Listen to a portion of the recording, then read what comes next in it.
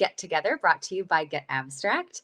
I'm Kirsten Müller-Daubermann, and I am your host for today's session. We're so glad that you're joining us. And we've launched these get-togethers as a way to engage with our community, share with you abstracts that we are reading, and of course, invite authors, experts, editors from the team at getAbstract on here to talk about these issues that are challenging us, that we're all facing in light of the global pandemic, so that you can wisely and professionally confront these issues and handle them with grace, dignity, and of course, excellence. That's what we're all about here at Abstract. So without further ado, I'm going to introduce our guest for today and our topic, because we are going to dive into the economic impact of the global pandemic today. And we're very glad to be able to do that with Gabriella Deponte. She is the managing editor for economics and finance at getAbstract, and she's joining us today from Florida. Hi, Gabby. Hi, Kristen. How are you? Well, I'm doing very well. How are you doing in your corner of the world there? Very well. We're sheltering in place, doing well. Thank you. Okay, good. Well, I'm so glad that you've taken the time to join us, because obviously people are very concerned about the health crisis that has resulted around the world from the spread of the novel coronavirus, but also the economic impact is something that is really unprecedented. And that's actually the angle from which we want to base our discussion today, because we gave everyone the abstract. This time is different to read before today. It's about 8 centuries of Fiscal or Financial Folly by economists Carmen Reinhart and Kenneth Rogoff. And they argue in that book that financial crises often follow certain patterns, and that Fed chairs, policymakers, economists can miss these really telltale signs that have been present in economic failures throughout history. But you argue this time the economic crisis really is different. Why is that? Well, Reinhardt's and Rogoff's book is a fascinating look at the history of financial folly, as they say, and I recommend the book actually quite a bit. It was written after the 2008 crisis, so written from that vantage point, it's quite easy to look back and say, how did people miss this? How do we miss these things? What's different today, though, I think, is that this is a financial or economic crisis, in essence, brought on by another external factor, which is the health crisis brought on by the pandemic. And these are the type of, so-called black swan events that very few people can really forecast or prepare for. But it has a tremendous economic impact. And, Reinhardt and Rogoff's book talk about the causes of most financial crises, things like capital flows, globalization plays a role, financial innovation. But in this case, we're really looking at a difference in terms of the cause. And the cause here is a lack of demand. When consumers are no longer allowed to consume in their normal ways, and they're not allowed to leave their home, they're not allowed to travel, they're not allowed to go to restaurants, clearly that has an immediate impact on an economy. And that's what's different about this one. This is a consumer-led service, it's a consumer demand-led crisis. In the past, one could look at past crises and say, well, they're supply driven. For instance, if you look at the oil crisis of the 1970s, you'd say there was a shortage of oil, suddenly prices collapsed, and there's a crisis. In this case, it's really demand driven.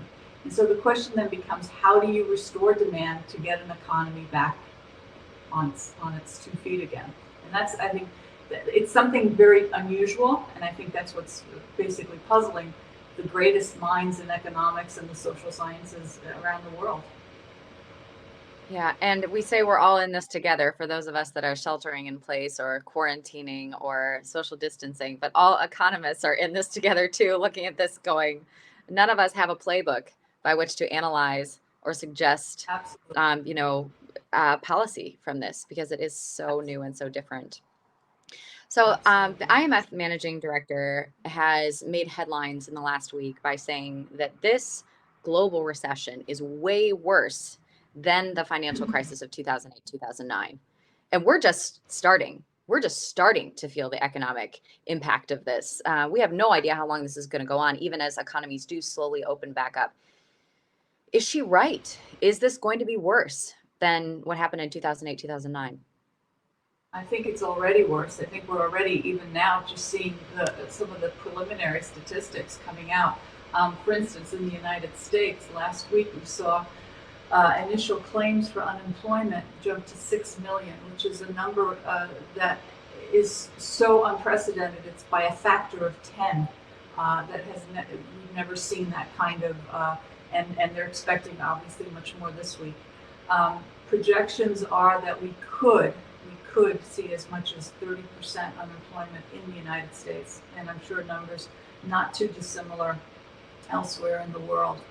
And it goes back to this issue of the consumer and how are we going to get back on our feet?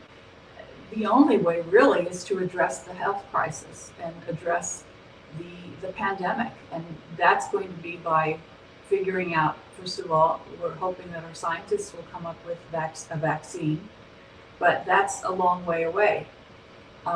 Another aspect of it is they're talking about testing people for antibodies and seeing, is it possible to get some people back to work, some people who perhaps were exposed to the virus and are supposedly immune, although the jury is still out on that.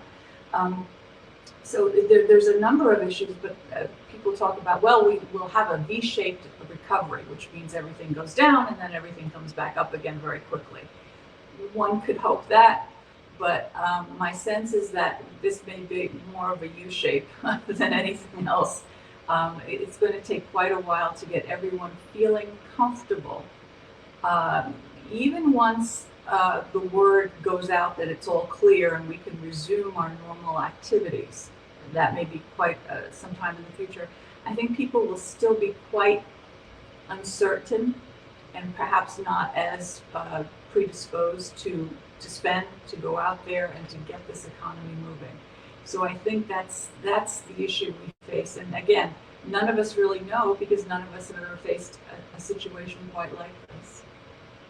Absolutely. And what is also, I think, so different in real life, and it really is different, it's not just people saying it's different, is that this is governments and businesses voluntarily shutting things down. It was not precipitated by the financial industry or a lack of regulation. This is voluntary. Exactly. This is voluntary and necessary because it really is life or death here. Absolutely. It's more than money, it's life or death. Mm-hmm. Absolutely. Yeah. Let's talk about some measures being suggested by top economists to potentially help us slowly work our way out of this. One thing that Adam Tooze in the New York Times suggests in his article, this is the one thing that might save the world from financial collapse. Pretty big claim. We're going to put that abstract, link to that abstract to read in the comments. Yeah. So he is talking about the problem with US dollar liquidity in light of the global effect of the pandemic. And that as a part of this system, which formerly was really just the Fed and the European Central Bank, for example, in the 2008-2009 financial crisis, but now potentially bringing in those countries that have been locked out of those liquidity swaps earlier on, Russia, China, into this tool, essentially this financial tool to bring markets back up, to bring global economy, back up and thriving. What do you think about his suggestion? Well, what he's talking about is something I think that a lot of people weren't really aware of, that just as the 2008 crisis was hitting its stride, the central banks of the world, the United States and its major allies mostly, basically extended to one another liquidity swap lines, which simply meant that central banks were able to manage their US dollar exposures and their need for US dollars among themselves. And this helped to stabilize markets at a time when things were truly getting out of control, and especially in the fall of 2008. And those swap lines basically went away after the crisis. And they were reactivated, however, a few weeks ago, from what I recall. Now, what's interesting about those swap lines, of course, they were among our allies, the United States allies, the European Union, as well as a number of developing countries like Brazil and South Korea. Missing from that group, however, were China and Russia. Now, 10 years later, as we look at this crisis now from this perspective, we have to admit that the world has changed. China plays a much greater role, not just in trade and in manufacturing, but also in the financial markets. Its currency is getting much more use. Its securities are traded much more freely. They've loosened a lot of their restrictions. People are investing, foreigners are investing in China. So there's a lot more of an interrelationship with China. And so at this point, one has to say, well, how do you exclude China from that type of arrangement? And I don't know that you can, frankly. Of course, there are geopolitical issues around that. But I think at the end of the day, I think Professor Tu's makes a point, and he says that you're really talking about perhaps the stability of the financial system that is going to involve everyone, including China, being together and integrated into a system of exchanging US dollars to keep the markets going. It is going to be really, really fascinating to see that the way that the world global financial system changes after this, because it isn't going to look the same. Moving on to Austin Goolsbee, economist who wrote in the New York Times about the fact that this pandemic could potentially affect the U.S. economy more than China's, even though it originated there and obviously affected a great number of people, but it actually could threaten the U.S. economy more. Why does he say that, and do you think he's right? I think he makes some very good points. Obviously the United States economy is a service-based economy. So something like almost 3/4 of our economy derives from the services, things like hotels, restaurants, banking, attorneys, travel. And those types of things are the types of face-to-face, as he puts it, face-to-face transactions that can't happen right now because we're all basically stuck at home. And he makes some interesting comparisons. He draws comparisons between the United States and China. And for instance, in the United States, Americans take many more cruises than the Chinese do at this point in time, of course. And so the cruise industry is going to be tremendously affected. But it's not just the cruise industry, it's all of the other industries that are supporting that sector, as well as all of the other industries that are affected, whether it's taxis, whether it's all of the things that the interconnections and the supply chains, if you will, that support that area. The same thing about sports and gym memberships. He even talks about gym memberships, how that's a much bigger part of our economy, relatively speaking, than it is in China. So just the fact that we are much more heavily service-oriented economy means that we may very well, and we're in a position right now where those services are being drastically affected because we're not able to transact together face-to-face. That may very well have a greater impact on our economy and our ability to come back from this. Yeah, so interesting. And I just want to encourage all of you that these abstracts are in the comments section. You can find links to these articles. The great thing about getAbstract is we not only summarize books, but articles like these as well. So if you want the quick digest of what these economists are saying, it's a really, really great insight into what's happening right now. Also, if you have any questions at any point, please put them in the comments and I will give them to Gabby so we can get your questions in at any time. Feel free. So let's move on to how this economic crisis is being handled politically, because it is very interesting to see what's happening in the United States versus what's happening in Europe and what has happened in China, obviously. So the U.S. Congress, as many people who are watching this probably know, recently took concrete action, which many Americans probably were cheering Congress on for behaving in such a bipartisan way, with the passing of a stimulus bill of a couple $2 trillion to help businesses, as well as sending checks to every single American. How much do you think this realistically is going to help? Well, the CARES Act, as it's called, is a 2.2 trillion at the moment, and it, as you say correctly, it supports businesses as well as individuals. But it's not a stimulus; it's really relief, because this is just keeping people above water, hopefully, or at the water level. It is not stimulating in the sense of generating more business. It's just keeping people able to pay their rent and buy food. I mean, it's really very basic.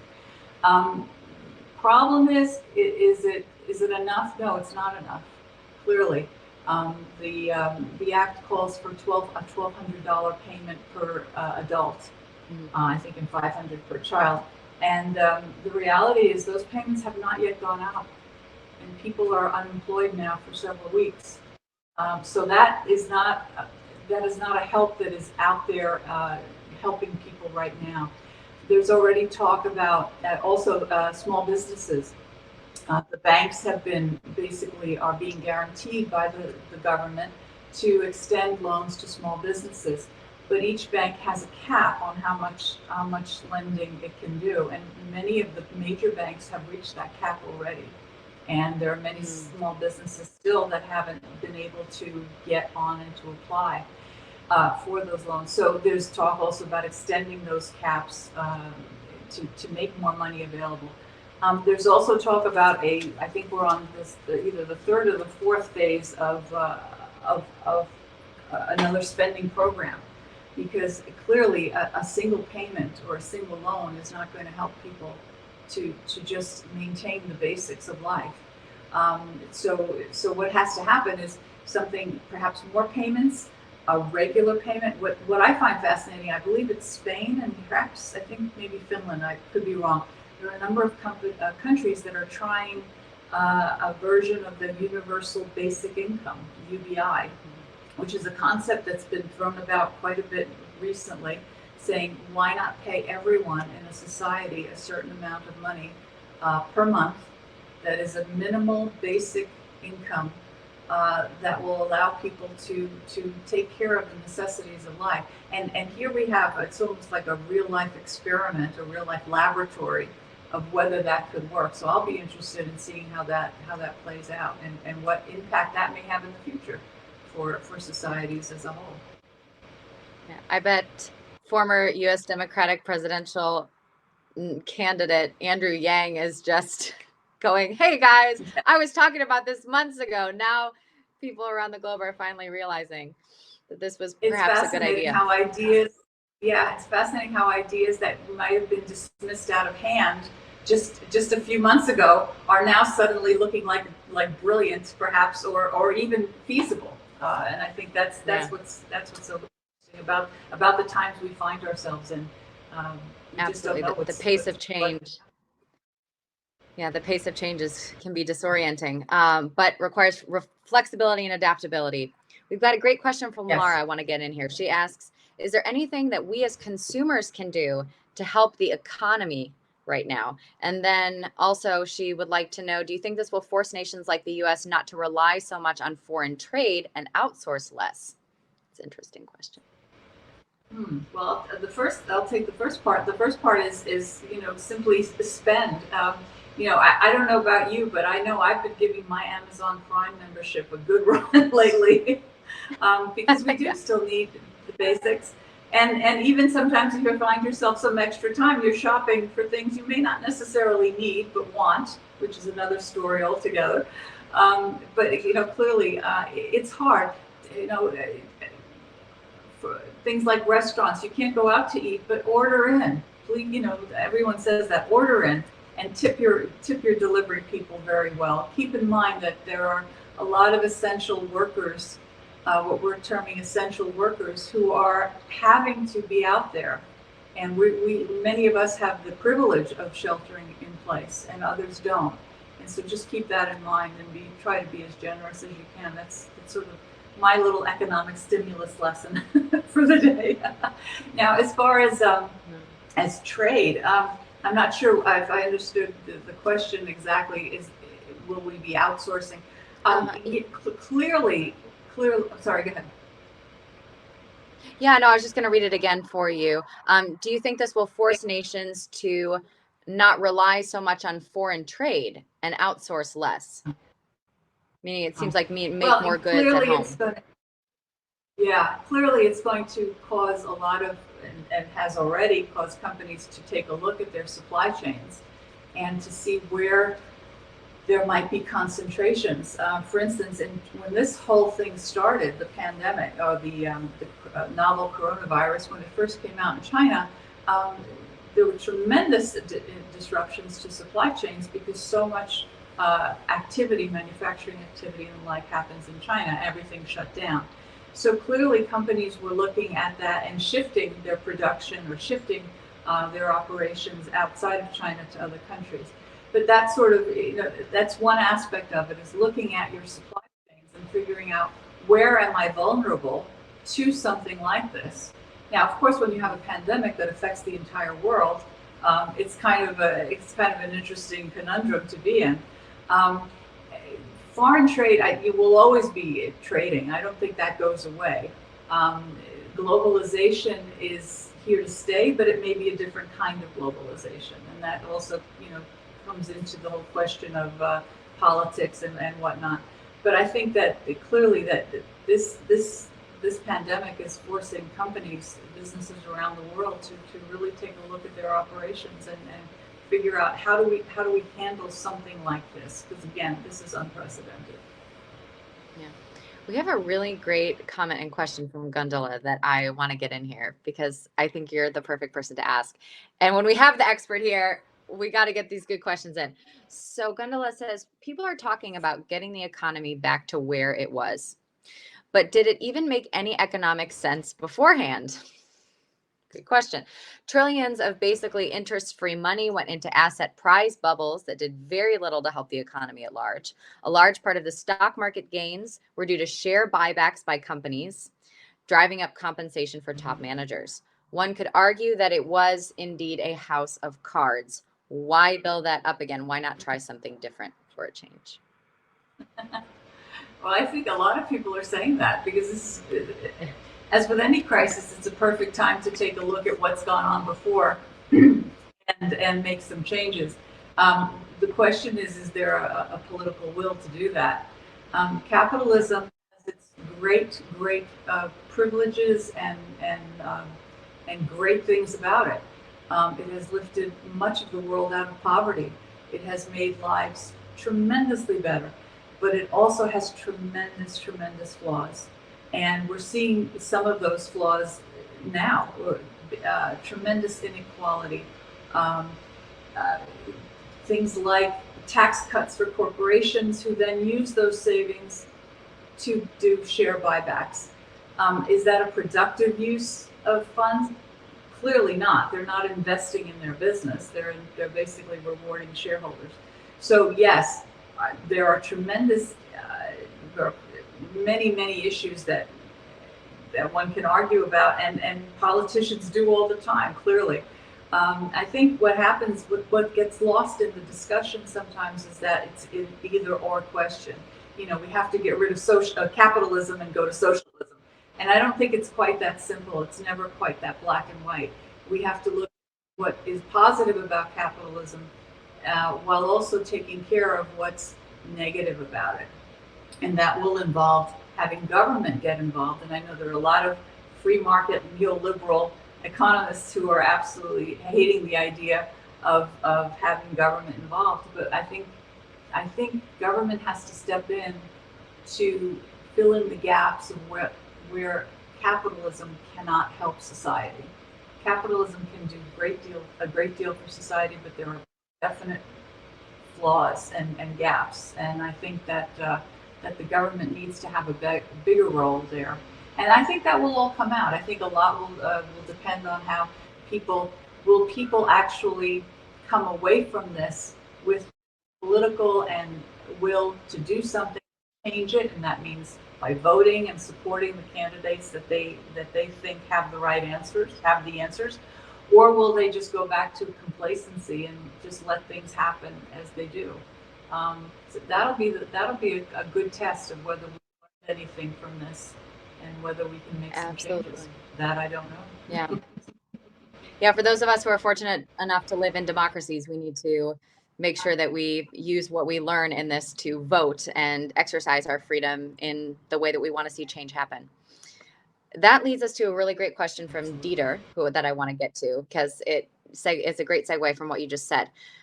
Dieter asks, because many highly industrialized countries are now heavily indebted, the scope for government programs is dwindling. This is the response, these stimulus, these relief packages. Is there even a financial bazooka left that could be put in place?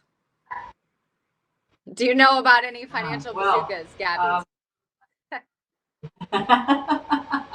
that I don't know. I mean, clearly interest rates are not, our monetary policy is not having the effect we thought it would. When interest rates are at zero or below, there's not much Yeah. that can happen there. Clearly, nations will need to spend, and they will need to spend on relief and social safety nets. And the good thing about nations is that they're not like you and I. They don't have a budget. They don't have a finite source of revenue. Their revenue is, in essence, what they say it is. So I think that type of, and I'll use the word stimulus because I guess that's really the only words that you can use, is going to be critical to getting people back on their feet and out and working and getting businesses back on their feet. Um, a lot of people talk about something called modern monetary theory, which basically says governments should just print all the money and just keep spending and no limits, and just keep getting indebted. And a lot of people are taken aback by that and say, no, that doesn't sound right. That can't possibly be right that you want to just pile on the debt and pile on the debt. But countries are different from you and me, and they can do that. And there are times when that is probably something that is necessary. Clearly, you do that in bad times. In good times, what you should be doing is paying down your debt and cutting your spending. Unfortunately, in the United States, at least, and probably in other major economies, we don't do that. We just keep spending through good and bad times, and that's probably not a good idea. So, is there a magic bazooka or bullet? I don't know. I don't know. At this point, I think that all that can happen is that governments do have to make sure that people are taken care of, that people are spending, that businesses can continue to operate, and then see from there. But I think the future is quite unknown at this point. Not that it ever is known, but it's particularly obscure these days. Yeah, absolutely. Well, this has been an incredibly enlightening conversation. Thank you so much for joining us and taking the time to lay out some of these more complex issues for us. Last question that I want to ask you. Oh, we've got another question in from Facebook. So before we get to my last question, we're going to, I want to ask you this from Jen. Jen says, hi, Gabriella, you're in Florida, right? How do you feel about your governor waiting so long Yes. to shut down the state and enforce a stay-at-home order for the sole purpose of keeping the Florida economy going strong? Great question, Jen. Yeah, it is a good question. Florida's economy is dependent on things like tourism and these services that we were talking about. And those are face-to-face activities, and we're going through a rough time. I think he could have acted a little more swiftly, a little sooner. I think Florida is nowhere near the peak of the pandemic. I think I saw some statistics that said that we did not reach the peak till May 7th. So we are in very early days right now. I think individuals, from what I can see, and I'll tell you from my own experiences around here, is that individuals are taking it seriously. But there's tremendous pressure from businesses to not shut down. And I understand that. But boy, I'm afraid that the human toll will be huge here in Florida, as elsewhere. And so, yeah, could have been done better. But again, we're all operating in the unknown, and so I think we have to just rather than seeking blame, I think we just need to work with what we have and do the best that we all can. Yeah. Okay, last question. This is a fun one. So sometimes these economic issues and issues related to the market can get complex and difficult to understand and not very interesting or applicable to our everyday lives. However, there is one issue in which the role that markets has played would maybe be interesting to most people, and that is the market for toilet paper. Gabby, you have some interesting insight into why we've been having toilet paper shortages. Please enlighten us all before we go about the rest of our day. Well, it's fascinating. I learned this last night from an investigative reporter. Did some work into why there's such a toilet paper shortage. Now, in the beginning, at least here in the States, people were hoarding, and so we understood that, kind of understood why the shelves were bare. But now we're about 3 or 4 weeks into it, and the shelves are still bare here in the States many times for things like toilet paper. And so you say, well, gee, why is there such a shortage? Why are people still hoarding this? And you find out that they're actually not hoarding it. What's happened is that there is a different market for toilet paper. And what it is that there's a market for residential toilet paper and there's a market for commercial toilet paper. Now, when you force people to stay home, clearly they're going to be using more toilet paper at home than they would if they were out working or out playing or out doing whatever they do. So clearly people who feel that they're going to be stuck at home are going to buy a little bit more. But that's one aspect of it, but they're not hoarding it. What's the other aspect? The other aspect is that toilet paper comes in 2 different varieties. There's the residential type, which is basically multiply and it's soft and it's got designs embossed in it and it's very pretty and all those things. And then there's the commercial variety, which is thin and not so nice and just the kind of stuff you get at work, you know. And those are 2 very different markets. And they have very different dynamics, very different production processes and all that. So you might say, well, why aren't the commercial producers now, who don't have as much of demand for their product, shifting over to the residential market where they can make toilet paper that would satisfy the need for people who are stuck at home all the time? And it turns out it's not quite easy to re-engineer your processes to produce residential toilet paper versus commercial toilet paper. Also, the profit margins on toilet paper are very, very small. So there's not much financial incentive for that to happen.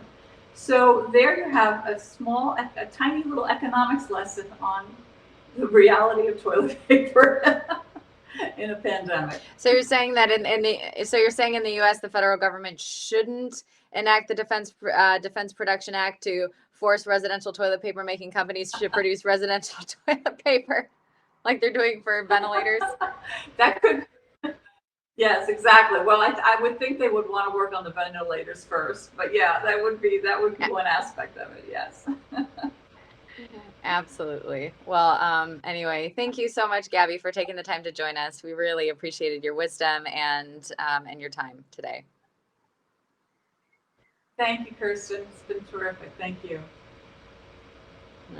And thank all of you so much for watching, your thoughtful questions, and for being with us. It was great to have you here. And we also just want to say, if you learned something in this that you thought was helpful for you, maybe that someone else would enjoy, please share it. You can, of course, share this right from Facebook. You can also check out our Vimeo page where we have this get together posted, as well as all of our previous live sessions. So anything that you want to share, we're here to get these resources out to people who need them at this time. So please feel free to share with your friends, colleagues, and family.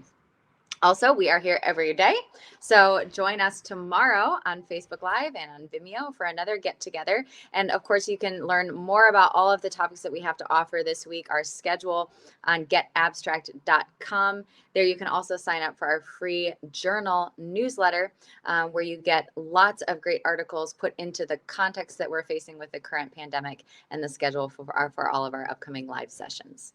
So with that, thank you so much for joining us. Have a wonderful day wherever you are in the world, and we will see you tomorrow. Bye.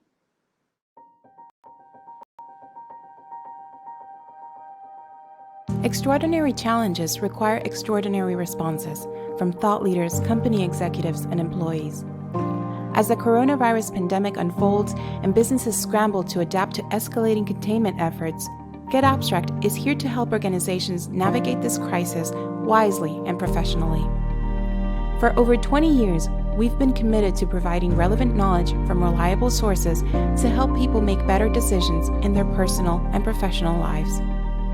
In line with our mission to empower decision makers with relevant knowledge from trusted sources, we are proud to offer businesses free access to our full library until May 18. Embark on a no-strings-attached knowledge journey with getAbstract. Sign up today.